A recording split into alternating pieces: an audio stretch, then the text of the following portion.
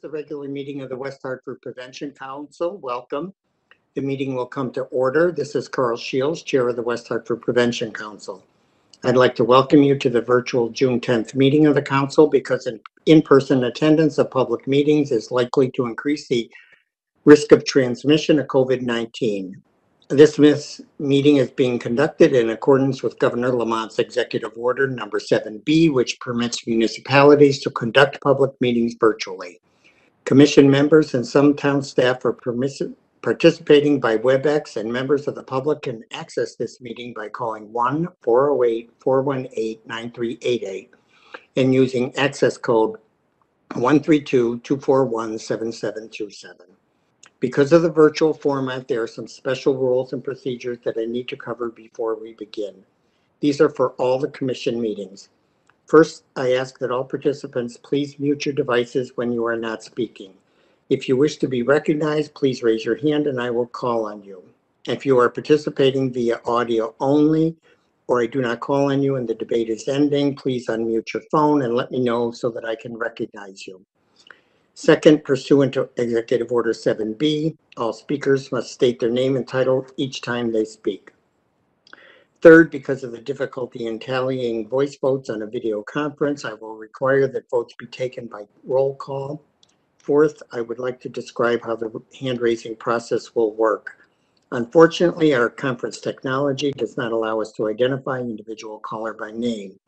So when the public comment portion of the meeting begins, which is near the very end, the moderator will randomly unmute one call line at a time and ask everyone to state their name one at a time. The voice that we hear will belong to the person whose line is unmuted.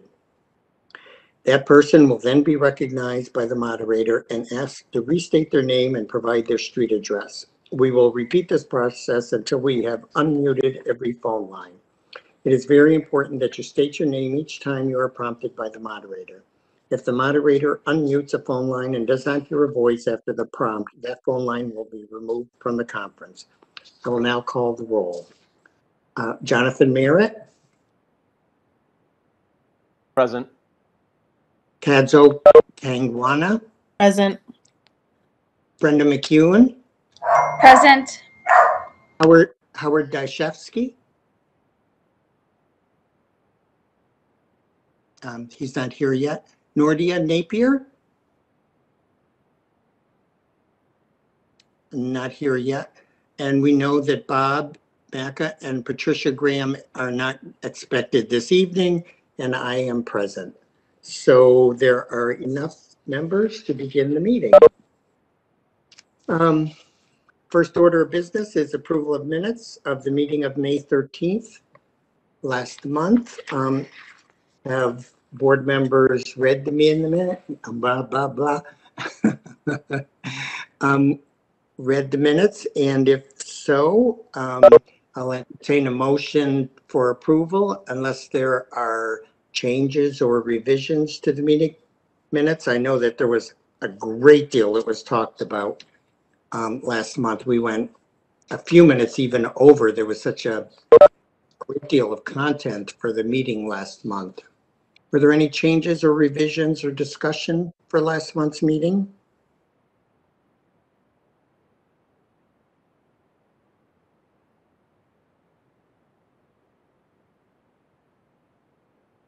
If not, then I will make a motion to accept the minutes of last month's meeting. Could I have a second on that? This is Brenda McEwen. I second that motion. Okay. How do you vote, Jonathan? In favor.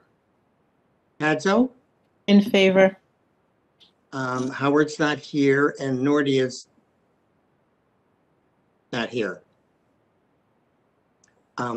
Okay, I guess we're unanimous then. Okay. Old business, coalition building training. This is Astrid Calderon, Manager of Social Services for the town of West Hartford. I would like to announce that as part of the local prevention council activities, one of the main initiative that we would like to pursue again is the establishment of a coalition. Uh, the coalition will be an entity that will perform the actions um, following recommendations from the town council, as well as following recommendations from the local prevention council. And we do have that dual identity. So we have been challenging, but we count with the assistance from the state of Connecticut and Mr. Ken Plower, who is present today at the meeting. And you guys, most of you know him and have worked together in a coalition in West Hartford. We would like to train us again or retrain us as for the ones who are more knowledgeable. Do a refresher on um, how can we establish a coalition to make sure that during the year we have a body of people working on actions. So during the summer, we have a date to meet. For the members of the council that would like to participate, please send us an email, and we will be working on this and incorporating other grassroots organization and members. So it's a group, for the community, by the community. Okay. If there's anything that Ken or Jackie would like to add, please add regarding that the coalition topic. Thank you. I don't have. Sorry. Carl, this is Helen Rubino Turco, Director of Leisure Services and Social Services. And for the record, I would just like to note for Jonathan's purposes that the note taking that Nordia has joined the meeting. Thank you, Helen. Thank you, Helen. This is Jacqueline Zia Edgar. Ken, I think you wanted to speak or say a comment. Yeah, I was just saying that I look forward to our meeting this summer, Astrid. I know, I recognize a lot of faces here, and I'm very familiar with the town and the infrastructure. So I think we'll have some very exciting things to discuss this summer. Thank you. Thank you for I'm that. very happy to see you, Ken. I know you have a wealth of experience that you're bringing with you. So I'm looking forward to working with you again. Do we have any kind of guess as to what week in the summer it might be?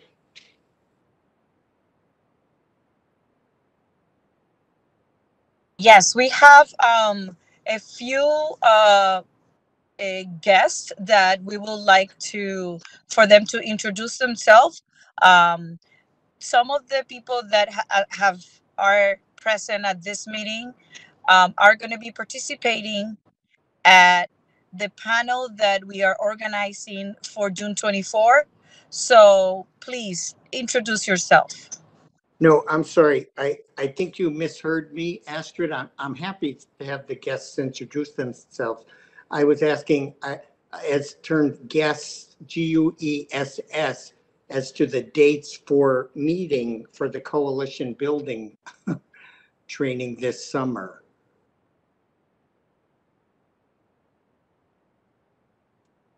No? We have a date, I believe, during the month of June.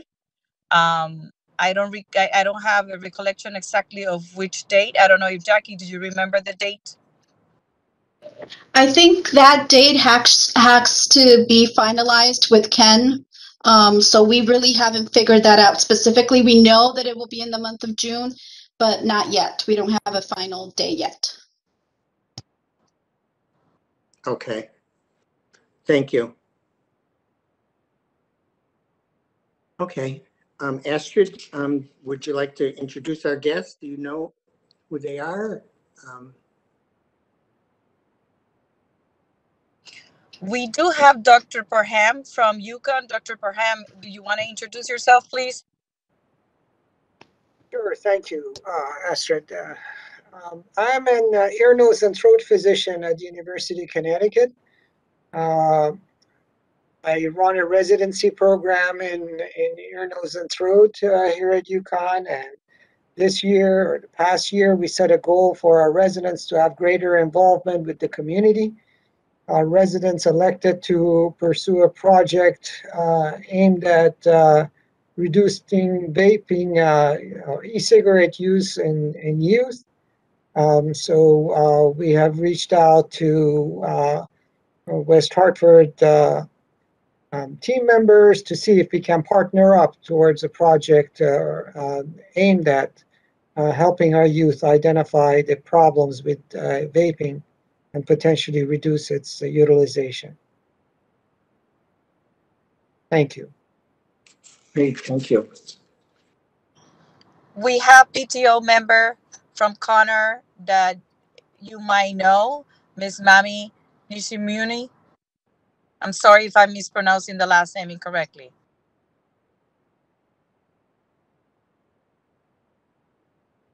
Hi everyone, I'm sorry. I'm just got back from Boston, so I'm just off the video. I'm so sorry.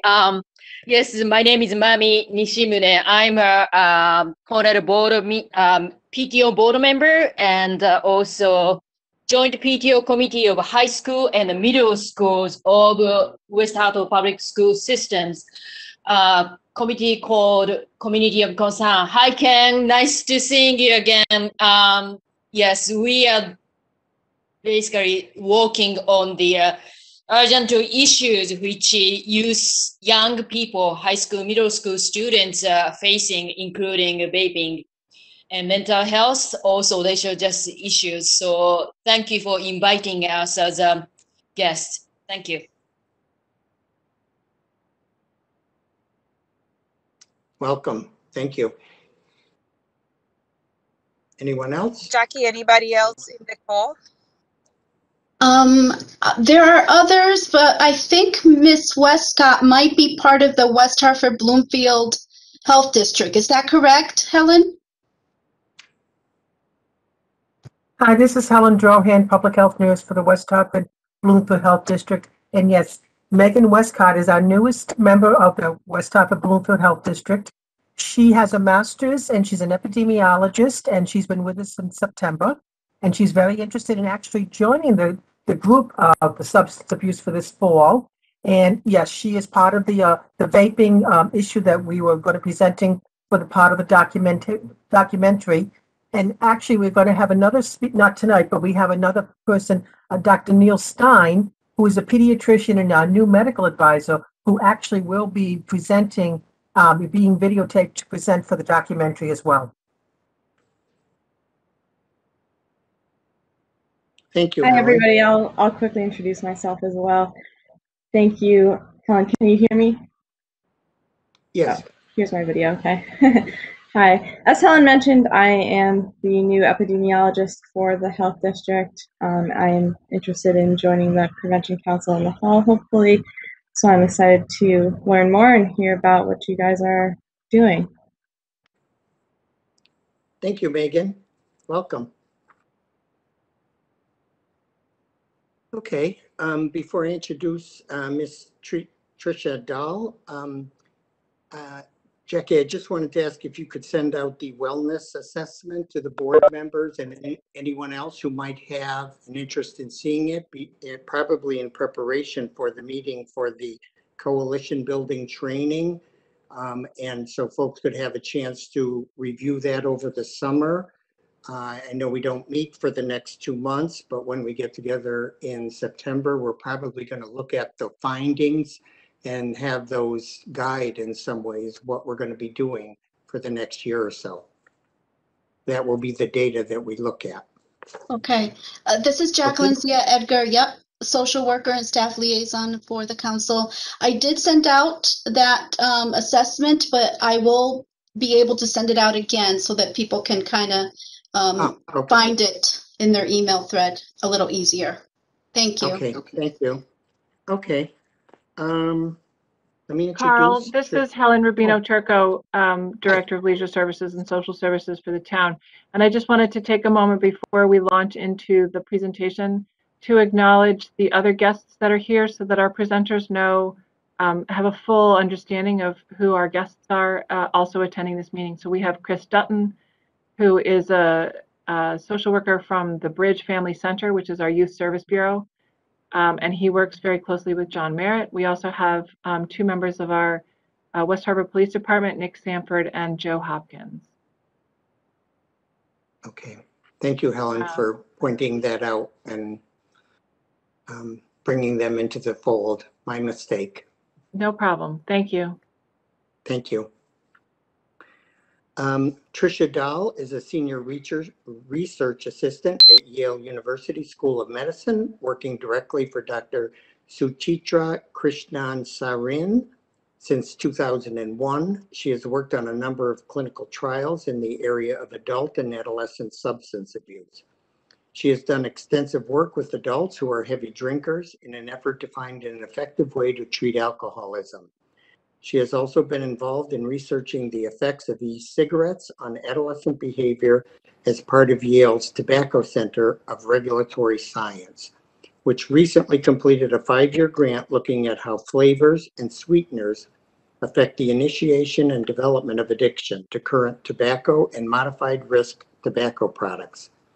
Currently, the group is studying the influence of flavors, sweeteners, and other constituents of tobacco products on appeal, use, and abuse. Ms. Dahl has been extensively involved in the dissemination of research findings about e-cigarettes to local communities, including schools, both public and private, PTAs, athletic coaches, and school administration, town councils, and juvenile review boards. She has traveled to over 75 schools in Connecticut, where she has presented talks about adolescent vaping behaviors and potential concerns to parents, administrators, teachers, and students. It is a pleasure to welcome Ms. Dahl to our meeting.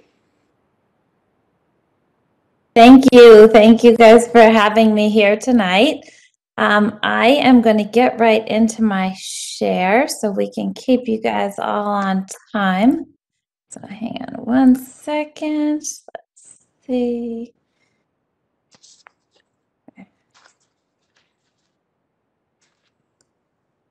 Okay, can everybody see that? Yes. Yes. Great. Okay. So just to give you a little overview, I want to spend some time talking about the current rates of e-cigarettes among youth, e-cigarette use among youth, Then I'll discuss what youth are saying about why they're using and the effects it has on them. Finally, I'll go into how we can change what they believe and help them quit vaping. So let's begin with prevalence data. This is brand new 2020. It's from December 15th data from the Monitoring the Future survey of more than 11,800 students from 112 schools across the U.S. The data was only collected, unfortunately, from February through March of 2020 and was stopped once the pandemic hit. So we're unsure what, if anything, changed throughout the pandemic. Also, it should be noted that this data only represents a quarter of the normal sample size.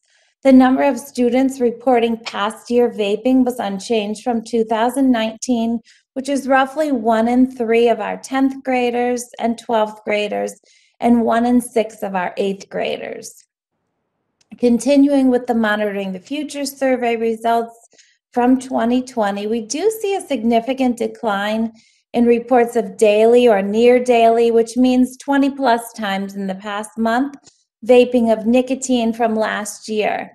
The numbers have nearly halved. We also see a decrease in those reporting to use the Juul in the past year, significantly in older grades. This was previously the most popular brand among teens. That sounds exciting. However, once you find out about the different devices they're using, we'll know why Juul is kind of falling off and other ones are taking over. We see similar results with vaping marijuana. Daily use shows a significant decline for 10th and 12th graders, but past years remain unchanged.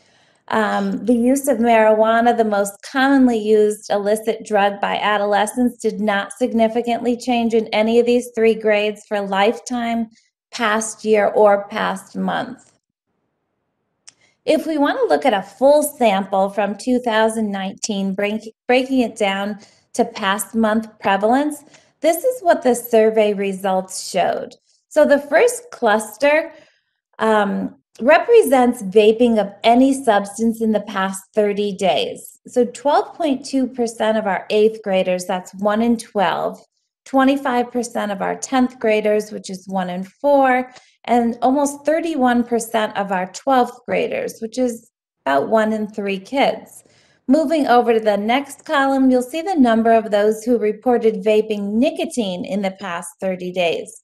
That's 9.6% of our 8th graders, almost 20% of our 10th graders, and 25.5% of our 12th graders.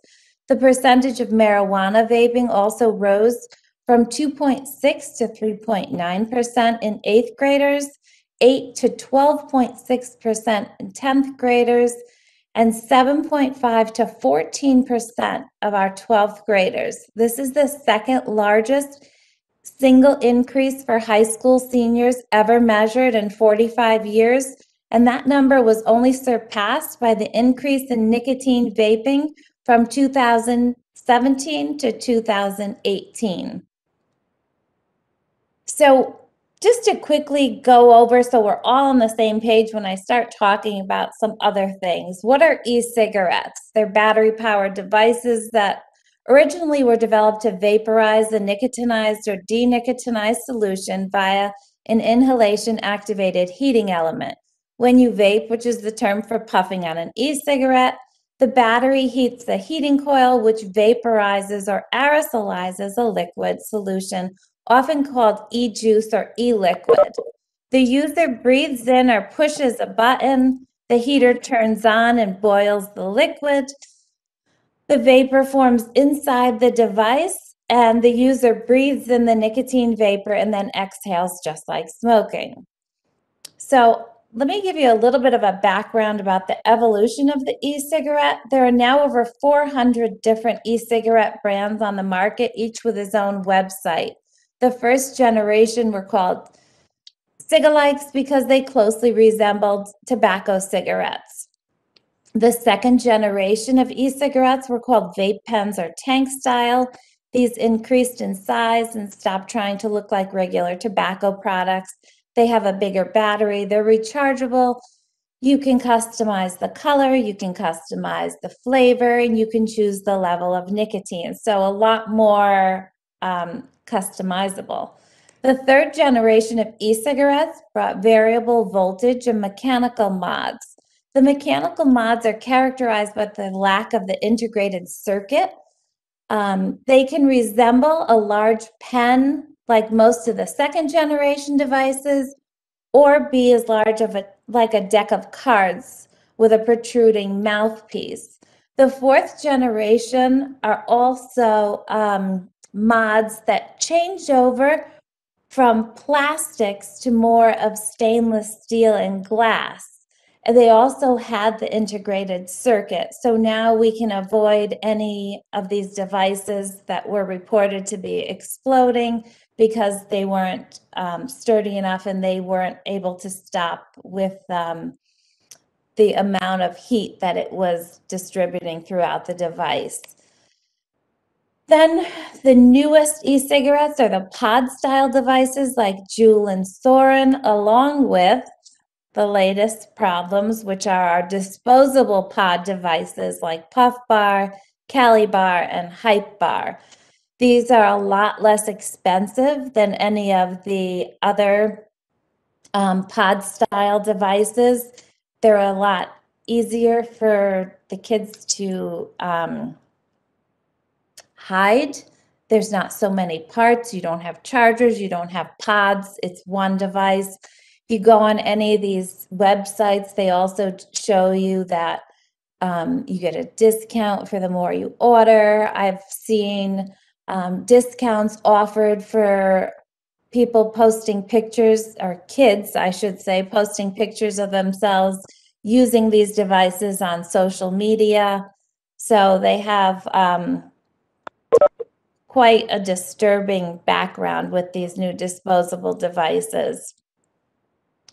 So what are our reasons for being so concerned about the e-liquids and the pods? Let's start with the contents in these liquids.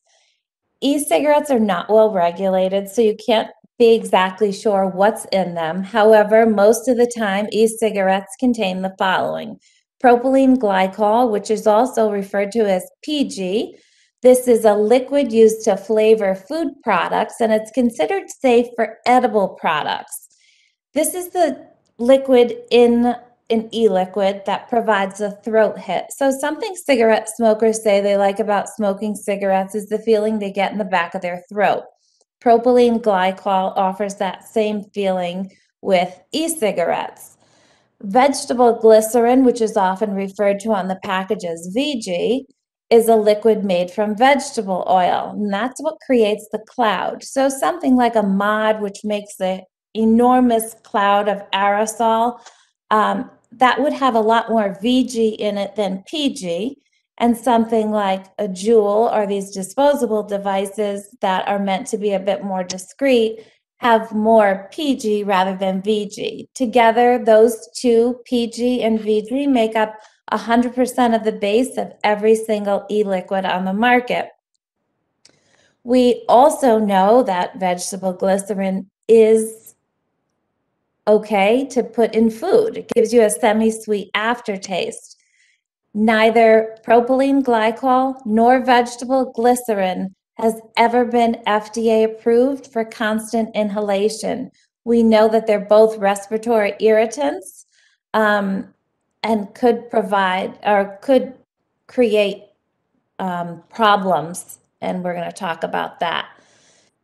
E-juice also contains flavors which are made of different chemicals. There are a number of different chemicals that make up a flavor. Research to date suggests that some of these flavors can cause inflammatory response in lung cells.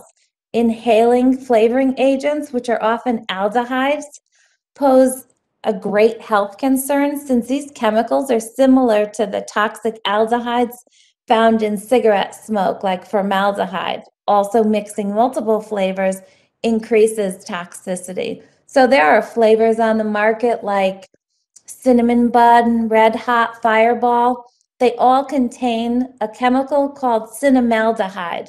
If you look on that bottle, there's a warning that you're not supposed to use that in a plastic pod or a plastic cartridge because it's a corrosive. They're not concerned about the kids vaping it, but they are concerned that it could eat away at the pod. So you have to make sure you use it in a glass device. When e-liquids are vaporized, it can contain metallic particles from the heating coil that can create toxic effects on vital organs. Some e-liquids also contain high levels of ethanol, fancy name for alcohol, which is used as a solvent, and inhaling it can have toxic effects on the brain. And finally, nearly all e-liquids contain nicotine, which is a highly addictive chemical. So what are we concerned about with nicotine? Research suggests that nicotine exposure during adolescence may have lasting adverse effects on brain development and lead to other negative outcomes. For the longest time, we've talked to our kids about tobacco. Everybody knows that tobacco causes cancer. We've never really focused on nicotine and what the problems are with nicotine. Nicotine exposure is associated with increased anxiety, depression, difficulty learning and remembering, and being more impulsive. Unfortunately, many popular e-cigarettes, especially the Juul and the disposable pod devices, contain very high levels of nicotine. And nicotine exposure also increases vulnerability to trying and getting addicted to other substances. So nicotine's a stimulant and it's highly addictive. It causes changes in brain chemistry quickly and leaves the brain craving more. When you inhale an e-cigarette, the nicotine enters the brain after passing through the lungs, then it binds to pleasure receptors in the brain, causes the release of pleasure chemicals like dopamine, and provides the user with a temporary feeling of pleasure. That's why they like it. Might not sound dangerous, but in reality, this nicotine is interfering with the body's natural ability to experience or communicate pleasure. The pleasure centers in the brain adapt to the drug, know that it's coming on board regularly, senses that there's extra dopamine, and begins to produce less of it. So this means that when the user decides that maybe they shouldn't be vaping this much and they try and cut back, it's very hard to do because that natural feeling of pleasure is not there anymore without the nicotine on board. So the only way they can start to feel normal again is by reintroducing nicotine. Studies in animals suggest that the teen brain may get very quickly, even after exposure to small levels of nicotine, get addicted to it. This nicotine exposure may have lasting adverse effects on brain development. Nicotine doesn't only affect the brain, it also affects all over our bodies. For example, nicotine can make your heartbeat faster. It activates that fight or flight response because of the rush of adrenaline. It stimulates the body, causes a sudden release of glucose, as well as increase in blood pressure, heart rate, and respiration. Nicotine can independently cause trouble breathing and damage to your lungs outside of all chemicals and toxins in cigarettes. Nicotine can cause you to have increased acid reflux. And the reason being is that there's the muscle on top of your stomach that keeps all of the acids in your stomach that break down our foods. When you have too much stimulant in your body, it relaxes that muscle and lets the acids come up. Nicotine also suppresses insulin output from the pancreas, which causes hyperglycemia or elevated sugar levels in your body. It can negatively impact reproductive organs. And more importantly, while you may not feel the effects of all these changes immediately, long-term use of nicotine can change the functioning of all of these organ systems. And although the science on the relationship between COVID and tobacco use, such as cigarettes and e-cigarettes, is still not clear, using tobacco products like cigarettes can lead to respiratory conditions like COPD. Therefore, someone who becomes infected with COVID-19 has the potential of having worse health outcomes. And although scientific evidence is incomplete, some studies have suggested that the use of e-cigarettes may add to your risk of getting COVID-19 and may contribute to the severity of illness if you do get the virus. So our biggest concerns with Juuls and pod-style devices with youth is that it delivers the same amount of nicotine that's found in a pack of cigarettes. It's about 200 puffs or 20 cigarettes that's delivered to the body and the brain.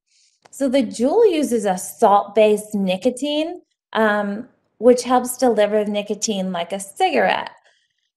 The older style devices use something called free-based nicotine, and free-based nicotine is nicotine in its purest form. Salt-based nicotine is free-based nicotine with salt added.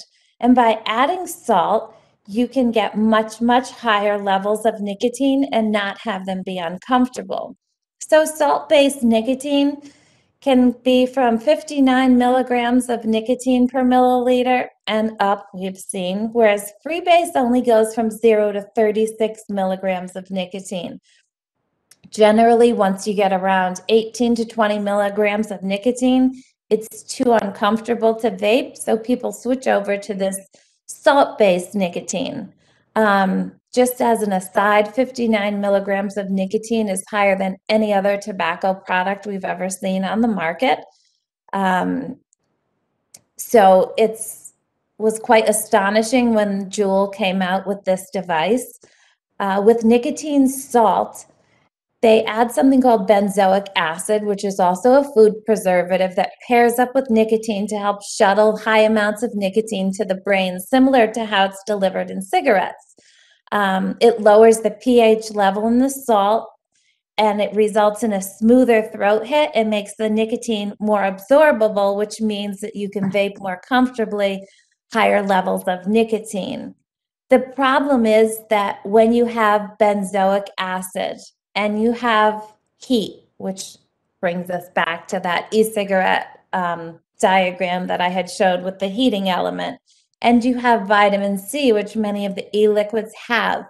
The combination of those three things creates a new chemical called benzene, and benzene is a well-known carcinogen. So we know that these salt-based nicotines have a very strong potential of creating carcinogens. So we're also concerned about misperceptions of what e-cigarette vapor is. Many people think it's simply a harmless water vapor. However, the vapor is actually an aerosol, which is a propellant for many products, including hairspray and cleaning products.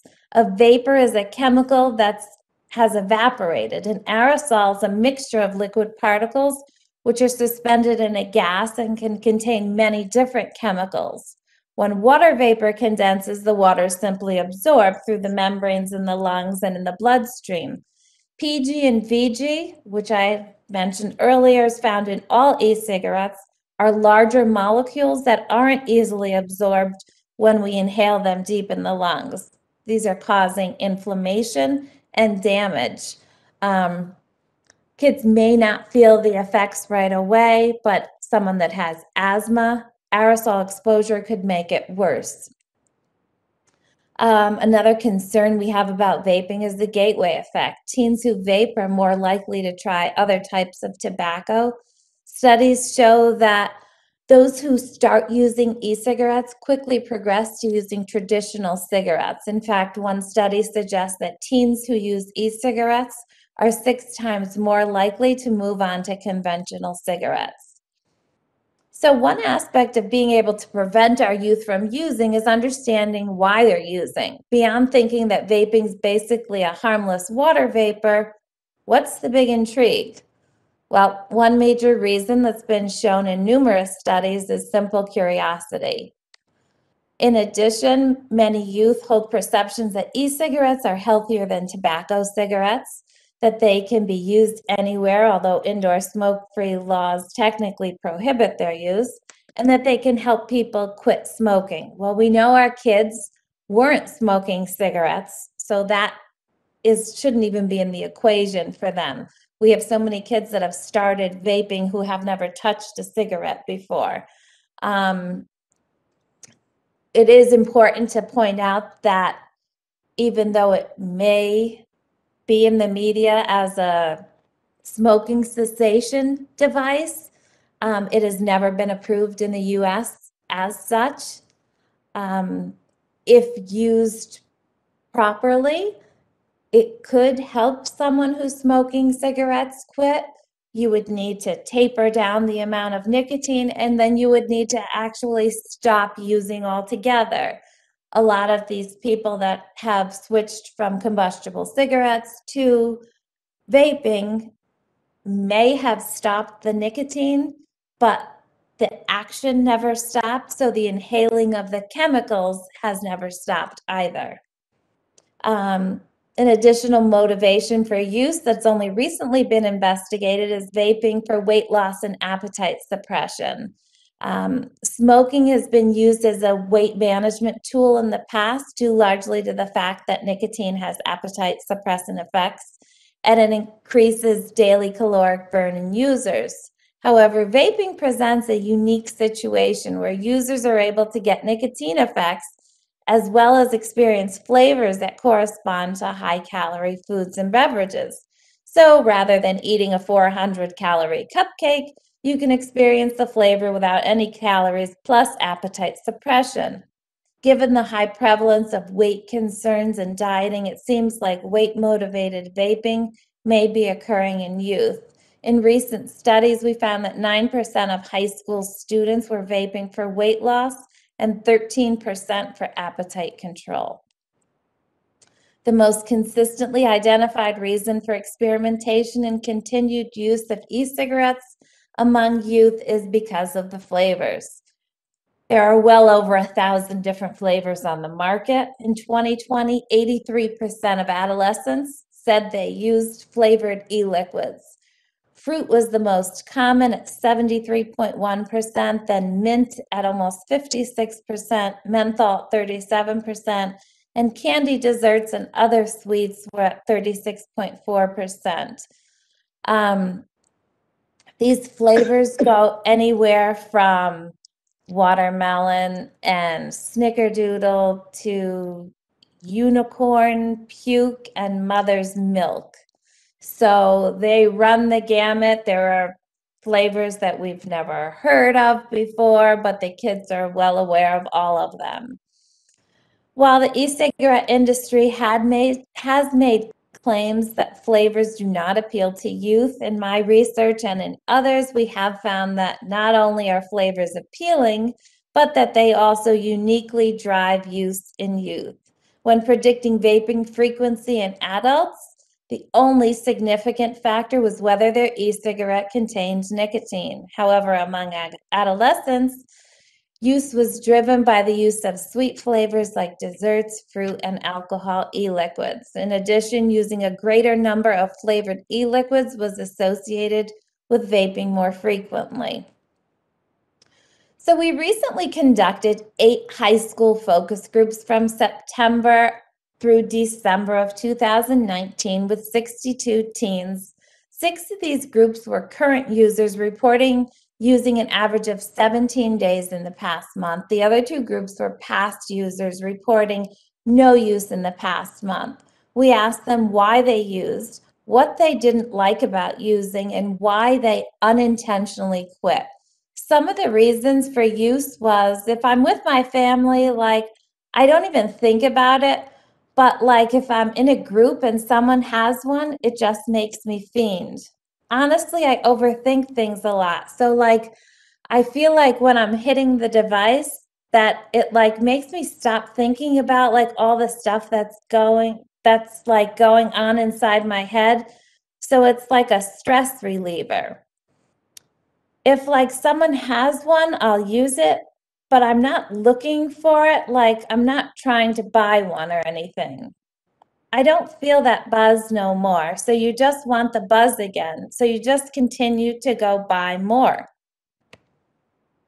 I just hit it to hit it. Like I don't even really feel anything anymore. Like if I don't hit it for a while and then I do, I get like a little high head, but like I'll just be lying in bed. I'll just hit it while watching TV.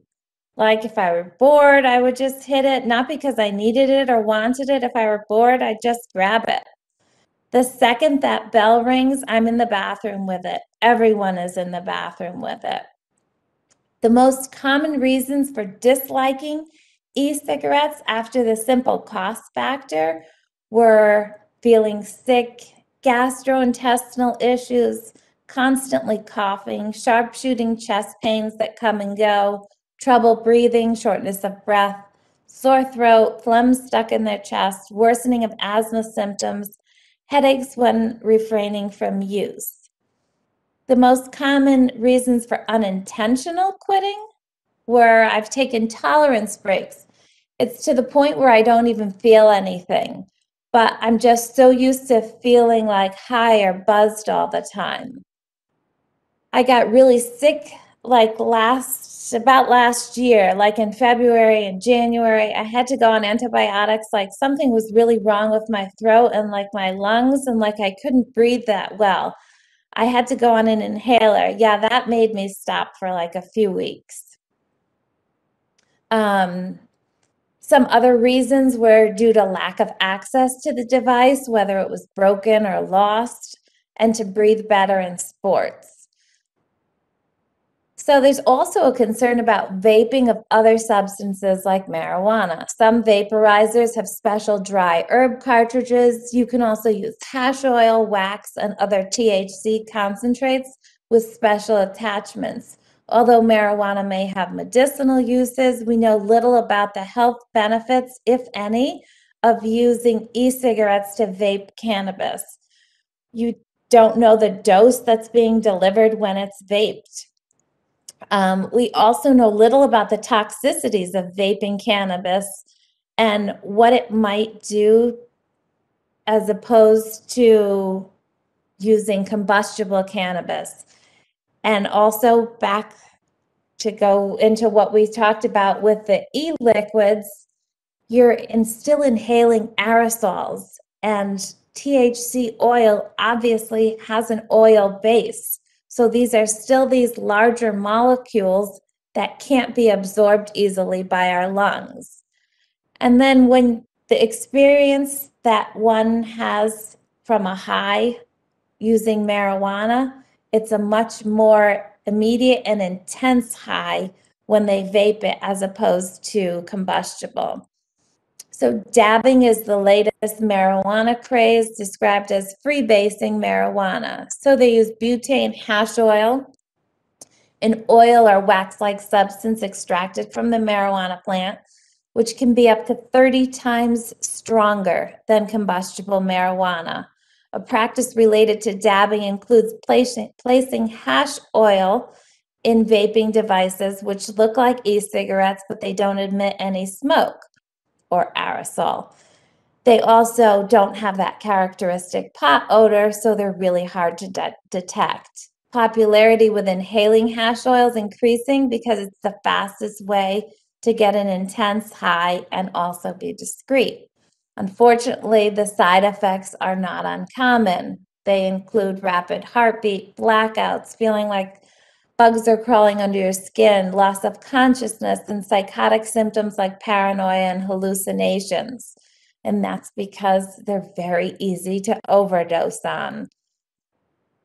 Just to quickly touch upon marijuana and its potential risks, there are numerous, and high schoolers are unaware of many of these. I'm just going to give you a minute to look at some of these.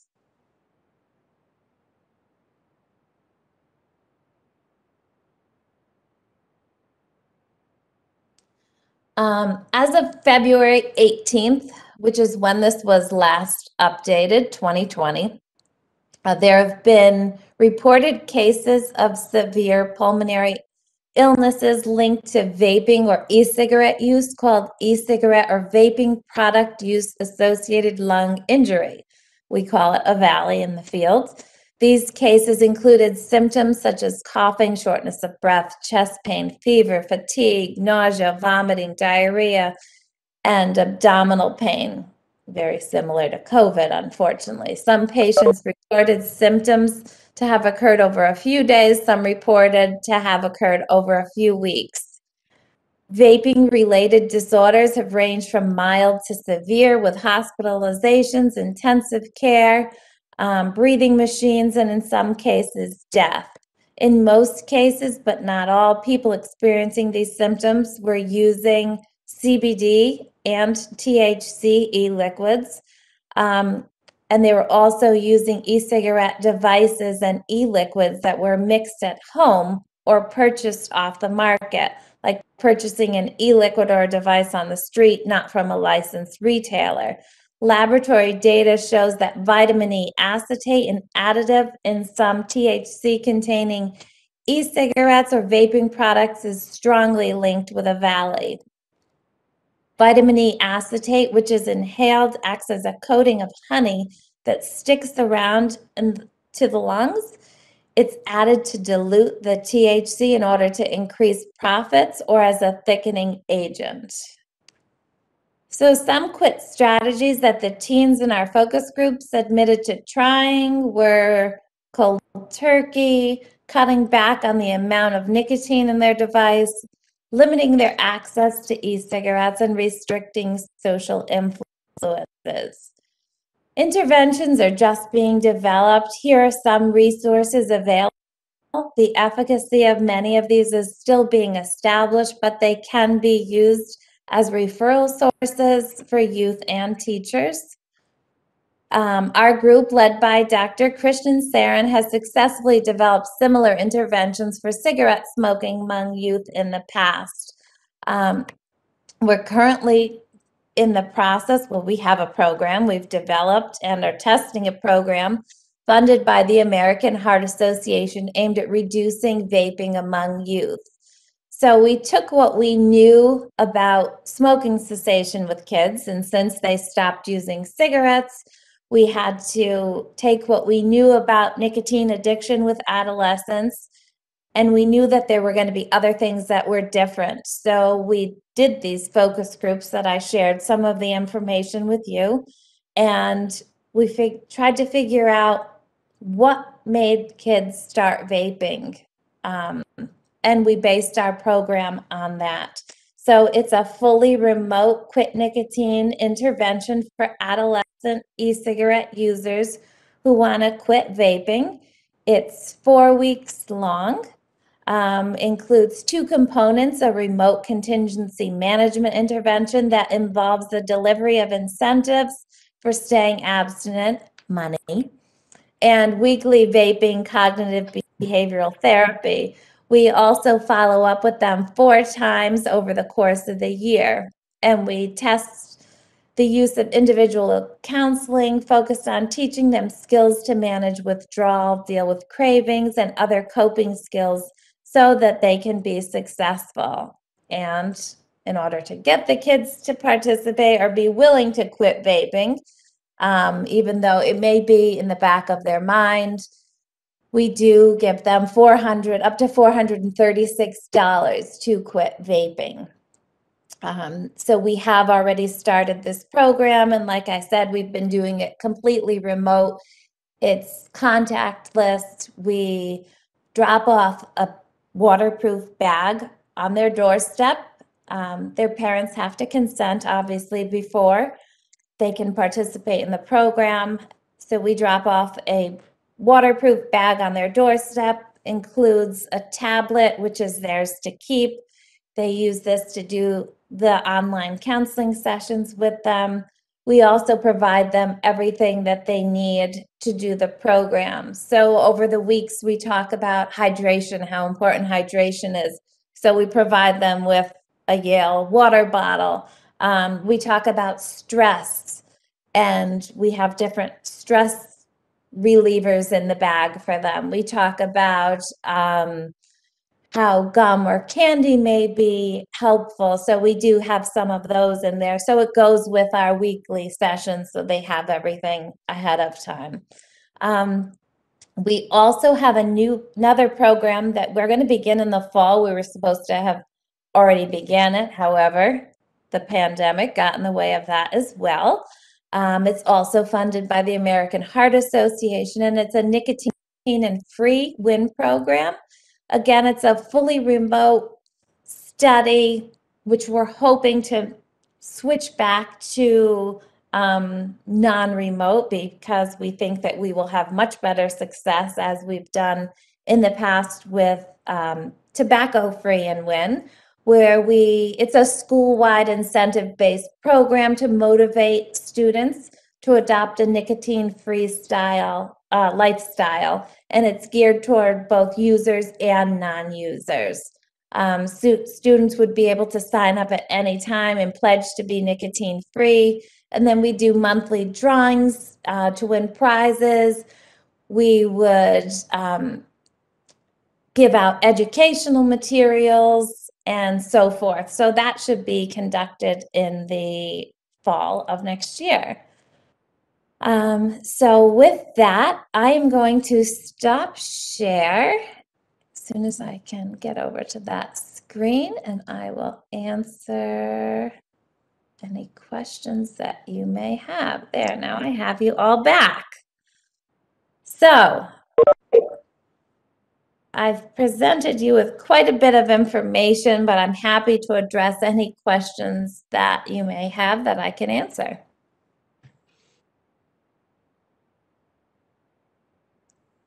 Questions for Tricia?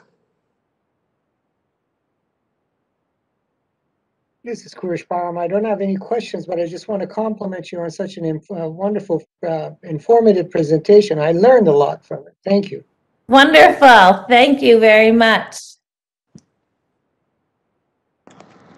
Hi, this is Jacqueline Zia Edgar, social worker with the town. I have a question about the remote program, the 4-week long.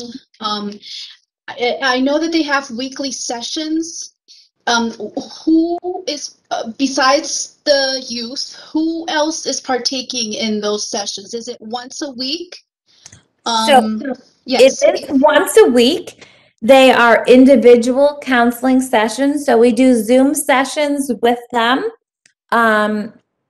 At this point in time, they are with our counselors that we have working for us at Yale within our program. So they're all trained. We all work with the same type of materials that we used for our smoking cessation, adapted it to fit vaping. And we have a set regimen that we go by, and all the manual is all pre-installed on the tablet that we deliver to the kids. So everything they need is right there. Thank you. And I can forward you the information, the flyer that we have, because anybody in the state can participate. Any high school age 14 to 19 can participate in the study. Thank you for that. You're welcome. Tricia, this is Carl. It was a wonderful presentation. Thank you so much. And I'm just thinking about the Center for Recovery and Peer Support Services at Yale, although it has different drivers and parameters, and how what you're talking about here seems like it would be so perfect for peer support services if they were designed around this age group. So I'm wondering if there's any thoughts or plans around that. I don't know at this point what's in the works. Yale has a lot of adult programs. I do know that Dr. Krishnan Saran is working diligently on something, a bigger center geared more towards kids. So I don't know who she's got involved. This is all very preliminary. So hopefully we will see very good things. She's an amazing professor. She's wonderful in her field. Okay, thank you. You're welcome. I do not have a question. This is Astrid Calderon. I have a comment to add. I just wanted to thank you, Tricia, for your presentation. In general, I just also wanted to thank a few people before we leave tonight about all this effort regarding vaping in West Hartford. I just wanted to thank Jackie C. Edgar for putting together a lot of activities, including this one from Tricia, that that we are enjoying today. As of today, we are going to be finishing up with all vaping activities that we completed for the year. This is a good opportunity to include all the information and resources about smoking cessation that will be that can be added to our last activity, which is going to be June 24. It's a panel about vaping. The title is Let's Talk About Vaping, a West Hartford panel discussion. It will be June 24 at 6 p.m. and it's going to be transmitted by our West Hartford community in community TB. I know that I'm using a word right there. But Dr. Parham, who is present at this meeting, a member of Parents Against Vaping, PAVE, Irene Klein, an officer of the West Hartford Police and an ex-vapor, will be part of the panel moderated by Ken Plower. It's going to be a 90-minute mini documentary. In addition to that, we are finishing recording a mini documentary film in West Hartford with a lot of kids, teenagers, parents, nurses, doctors, people in the community about vaping. What is that they're experiencing? We always remember one of our council members, Katso, always remembering about wellness, and Helen that always mentioned that. So they added to this mini documentary, what can we do instead of vaping? What are their own recommendations? So we just finished filming here at Wolcott Park. And at the end of this mini documentary and 90 minutes panel, it will be all of the resources about quitting. So I invite Tricia to send us all the information. The new doctor from the Department of Health is also putting together some other local resources. a program that it's done for adults and young adults in Yukon, as well as whatever it's available for our population. We wanted to include some activities of prevention as part of our Youth Service Bureau scope of practice. So I'm looking forward, as well as the Juvenile Review Board. So I'm looking forward for any recommendation for the very, very close future about vaping. Thank you. Thank you, Astrid. Helen, that moves us to the public comment section of our agenda. Do we have Thank any you. callers? I do not see any callers on the line. I don't know. I would like to invite any of our guests. I do want to acknowledge that our member Howard Dashevsky is here, as well as Ari Steinberg. She was on a minute ago. Who is one of our left. Yeah, who is our another ex officio member. But Tricia, that was really a very comprehensive presentation. Very well done. I'm grateful to Jackie and Astrid and Carl for contacting you.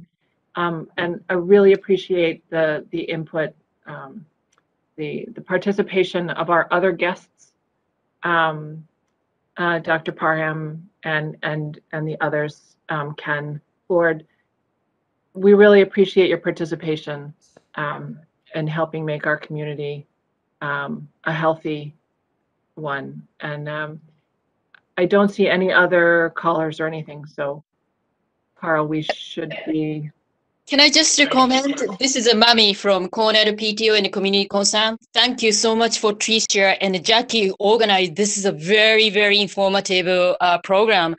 2 years ago, actually, our committee, Community Concern, organized a vaping education program for families with our school district. In fact, Ken was on the panel, and that time was really, we learned a lot even 2 years ago, but now your presentation is really comprehensive. We look forward to the June 24th panel. Thank you, Astrid and Jackie, for organizing the event. Thank you. Well, thank you guys for having me and for all that you're doing in West Hartford. I will provide Jackie with any information I have if there's more that she needs. We're always here for you guys to help out with this. If things get normal, next year, hopefully for the fall, I would love to come into your schools and even be able to talk to your kids about this. Sometimes an outsider who is in this field sometimes can make a difference. So anything I can do to help out, I know what it's like. I have 2 teenage boys myself, so this is much more than just a job for me. Well, I think that showed in your presentation today, Tricia. Thank you. Thank you. And, we're wrapping up our year here with this group, and I just want to say you demonstrate every day, and particularly in this meeting, that it really takes a village. And I thank you all for this year with the tremendous amount of work and dedication and support that you've given to this group, and particularly to this council. It's reflected in the quality of services that you've delivered this year. Thank you for that. If there's nothing else, I'll take a motion from a board member for adjournment until our September 9th meeting, which we don't know. We might actually see people in person at that time. It could happen. Hi, Carl. Jonathan Merritt, Youth Services Coordinator for the Bridge. I would like to move to adjourn. Okay, Jonathan, you made the motion. I'll second it. How do you vote, Kadzo?